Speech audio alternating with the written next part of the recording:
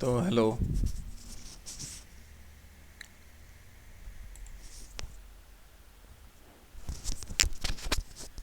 आज का हमारा जो डिस्कशन का टॉपिक है वो है फादर ऑफ ऑल बॉम्ब्स।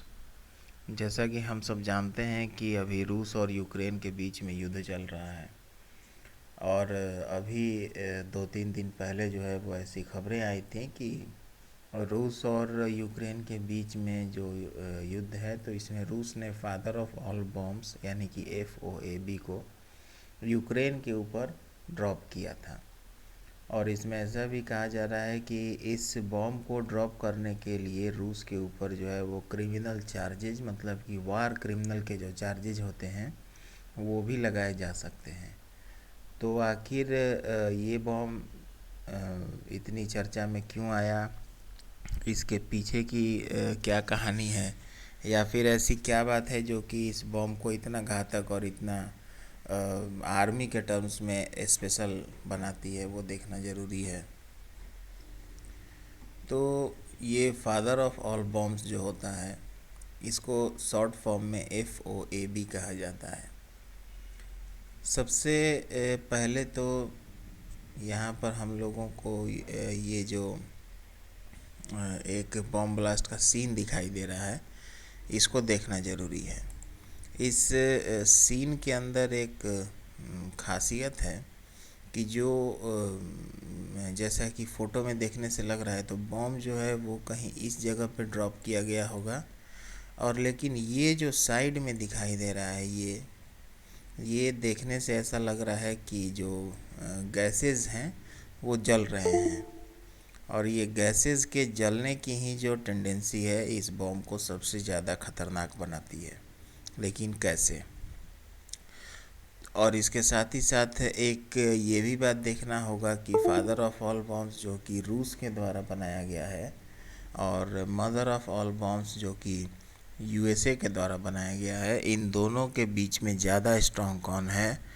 क्योंकि ऐसी भी खबरें आ रही हैं कि फादर ऑफ ऑल बॉम्ब्स और मदर ऑफ ऑल बॉम्ब्स जो है USA का, इन दोनों के बीच में कंपैरिजन की बात की जा रही है।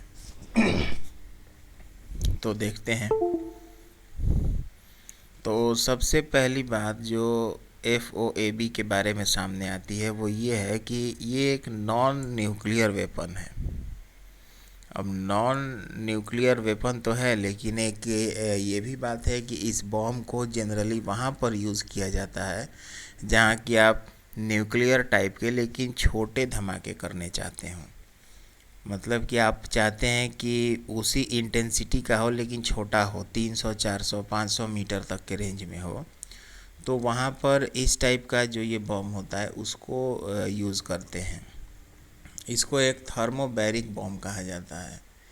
ये जो फादर ऑफ ऑल बॉम्ब या फिर जो ये मदर ऑफ ऑल बॉम्ब्स है, इन दोनों की जो कैटेगरी है वो नॉन न्यूक्लियर के साथ साथ थर्मोबैरिक भी है। तो थर्मो का मतलब होता है टेम्परेचर और बैरिक का मतलब होता है प्रेशर। यानी कि ये जो दोनों बॉम्ब्स हैं वो टेम्परेचर और प्रेशर के माध्यम से काम करते हैं। लेकिन कैसे?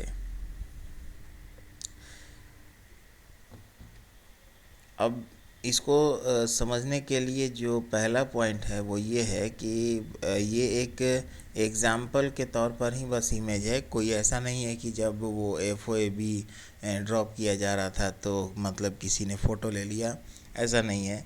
ये बस एक समझाने के लिए फ़ोटो है। आप देख सकते हैं कि ये जो जेट है, जो ये फाइटर प्लेन है, तो ये जब इस बॉम्ब को ड्रॉप करता है तो बॉम्ब अभी ज़मीन से काफ़ी ऊपर है, हवा में ही है।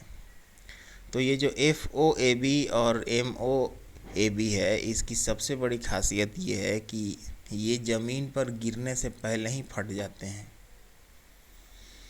अब जो हमने 3-4 बातें देखी हैं कि फादर ऑफ ऑल बॉम्ब्स या फिर मदर ऑफ ऑल बॉम्ब्स, ये दोनों के दोनों बॉम्ब्स जो हैं वो नॉन न्यूक्लियर टाइप के वेपन हैं, थर्मोबैरिक वेपन्स हैं।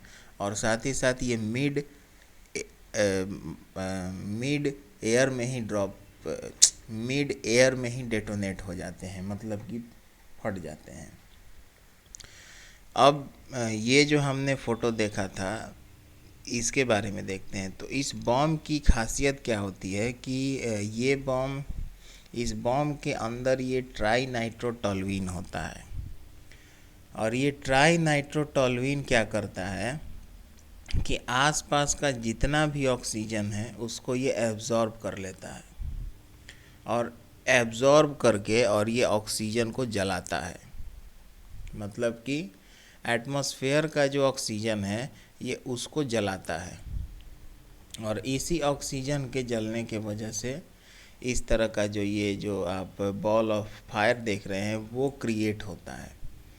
अब सबसे बड़ी बात यह है कि जब ऑक्सीजन को जलाया गया और जब बॉल ऑफ फायर जो है वो क्रिएट हुआ इसी ट्राई नाइट्रोटोलुइन की वजह से,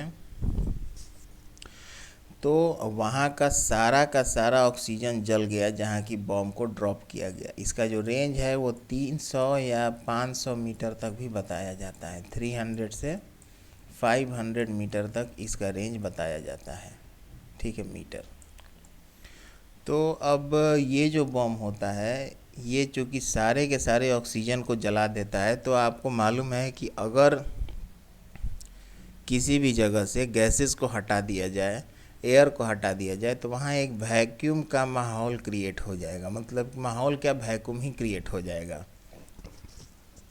अब इस वैक्यूम के अंदर क्या होगा कि कोई भी गैसेस नहीं होंगी, तो आसपास अगर कोई आदमी है तो उसको तो सारा का सारा ऑक्सीजन वैसे ही जल चुका है, ऊपर से वैक्यूम और है, तो उसकी हालत क्या होगी ये आपको समझ में आ रहा होगा।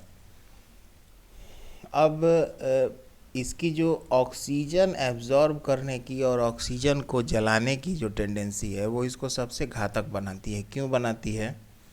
इट इज़ वेरी डेडली, ये बहुत ज़्यादा डेडली होता है, क्योंकि ये उस ऑक्सीजन को भी जला देता है जो कि इंसान के लंग्स में होता है। ये हर जगह के ऑक्सीजन को जलाता है, इवन कि उस ऑक्सीजन को भी जो कि हमारे लंग्स में होता है, ठीक है।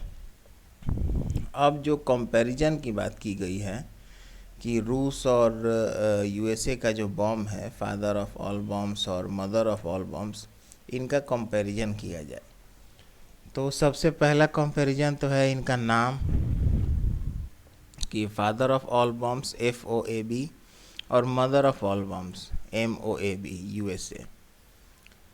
तो रूस का जो बॉम्ब है वो 7.1 टन्स का है, इसका जो वज़न है वो 7.1 टन्स का है, जबकि USA का जो बॉम्ब है वो ज़्यादा भारी है और वो 10.3 टन्स का है। 1 टन में 1000 kg होता है। तो इसके हिसाब से देख सकते हैं, तो 7100 किलो और 10300 किलो। अब लंबाई की बात करें तो रूस का जो बॉम्ब है वो 7 मीटर का है, जबकि अमेरिका का जो बॉम्ब है वो 9.19 मीटर्स का है। इफ़ेक्ट रेडियस का मतलब कि बॉम्ब वो कितने दूर के एरिया को इफ़ेक्ट करेगा। तो रूस का जो बॉम्ब है वो 300 मीटर को और USA का जो बॉम्ब है 150 मीटर को। तो यहाँ पर थोड़ी सी बात है कि USA वालों का बॉम्ब ज़्यादा भारी भी है, ज़्यादा बड़ा भी है, लेकिन इफ़ेक्ट रेडियस छोटा है, जबकि रूस का इफ़ेक्ट रेडियस 300 मीटर का है। रूस का जो बॉम्ब है उसका ये जो TNT है, TNT का मतलब ये ट्राई नाइट्रोटोलुइन जो हमने देखा था कि एक बेंजीन रिंग के ऊपर, ये बेंजीन रिंग है, यहाँ पर एक हो गया CH3 और इसमें ऑर्थो दोनों और एक पैरा पोजीशन पर NO2 ग्रुप लगा होगा।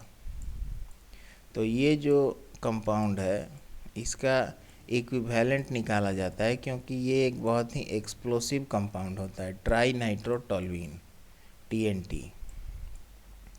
तो जो FOAB है तो ये 44 टन्स ट्राई नाइट्रोटोलुइन के एक्सप्लोजन के बराबर होता है एक बॉम्ब, जबकि जो MOAB है ये 11 टन्स TNT के बराबर होता है।